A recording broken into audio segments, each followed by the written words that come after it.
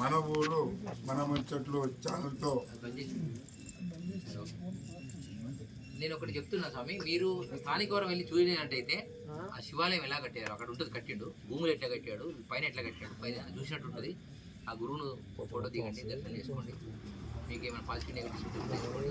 ఆయన వాస్తు కూడా దేవాలయం ఎలా కట్టాడో కూడా మనకి ఇస్తాడు అనమాట. అలా బైక్ పోయింది. స్వామి శివస్వాములకు గురుస్వాములకు శివస్వాములకు మన పూజలు మన గురూజీ గారిని నేను రిక్వెస్ట్ చేయటం, సరే కొంచెం ఒక్క 2 నిమిషాలు ఆలోచన చేసి మీ ఎమ్మడొస్తవా గురుస్వామి అని నారాయణపురం నుంచి మోటార్ సైకిల్ మీద రావడం కూడా మరి వారికి ధన్యవాదాలు. మన పిల్లలు మన దగ్గర ఉన్నాయి, కార్లు కానీ ఉపయోగించుకోలేదు, అన్యదా భావించొద్దు, పెద్దవాళ్ళని గౌరవించని నేర్చుకోవాలని చెప్పేసి అని మన సాంప్రదాయం. మన ఈ యొక్క దీక్ష ఏ విధంగా జరుగుతుందో మళ్ళీ తిరిగి కూడా మాల విరమణ చేసిన తర్వాత కూడా ఒక సోమవారమా శుక్రవారమా గురుస్వామి చెప్తూనే ఉన్నాడు. దాన్ని పాటించాలని మరొక్కసారి మిమ్మల్ని కోరుతున్నా.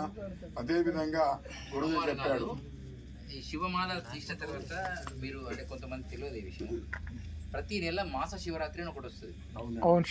ఆ రోజు ఈ మాలలేశ్వరులు అందరూ మ్యాక్సిమం ఆ రోజు వచ్చి శివాభిషేకంలో పాల్గొనాలి.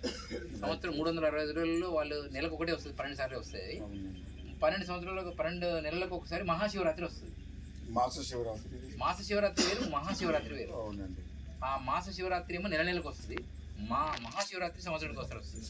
శివ దీక్షా పరులందరూ కూడా ప్రతి మాస శివరాత్రికి అభిషేకంలో పాల్గొనే ప్రయత్నం చేస్తే చాలు.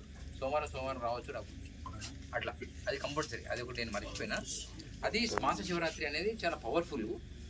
అది చాలా ఆ రోజు అంటే ఒక యూనిటీ కోసం అది మెయింటైన్ చేస్తారు అన్నమాట. మొదటి నుంచి కూడా ఏదైనా ప్లాన్ చేయాలంటే మహాశివరాత్రి ప్లాన్ చేయాలంటే మాస శివరాత్రి నాటి చేస్తారు ఎక్కువ మంది ప్లాన్. అట్లా మీరు కూడా ఆ ప్రయత్నం చేయండి. దీనికి జారీ ఉంటుందా? దీనికి ఏమైనా అదే విధంగా చేస్తామని మనం అందరం జారీ ఉందా దీనికి? స్వామి శివస్వాములు అందరం కూడా మాస శివరాత్రిని పాటించాలని కోరుతున్నా.